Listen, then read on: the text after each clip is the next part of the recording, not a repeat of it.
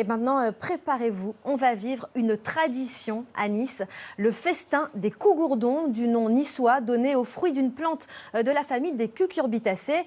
Le fameux cougourdon a inspiré ce dimanche, comme chaque année, nos artisans et nos musiciens. Il a aussi inspiré nos journalistes, Hugues Nicolas et Séverine de Calman. C'est une ode à l'inutile, au futile, pire, au superflu.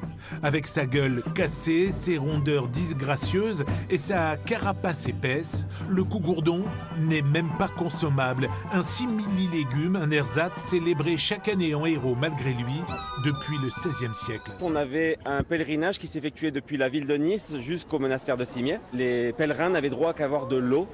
Et on dit que c'est les moines du monastère de Cimiez qui se sont servis des cougourdons qui étaient opaques pour pouvoir distribuer du vin aux pèlerins.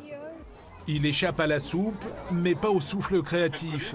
Le cucurbitacé a le cuir à l'ouvrage, il se mue en lampe, en bonbonnière ou encore en crèche de Noël. Il y a plusieurs solutions. Ou on le laisse entier comme ça et puis après on fait une décoration par-dessus.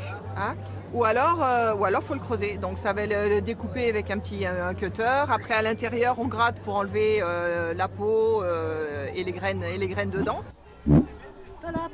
Et en plus, il parle ou plutôt il vante, nom de code, pétado. La baguette, ça s'appelle un trépeau. Voilà. Et dessus, on fait glisser les doigts mouillés pour faire le bruit.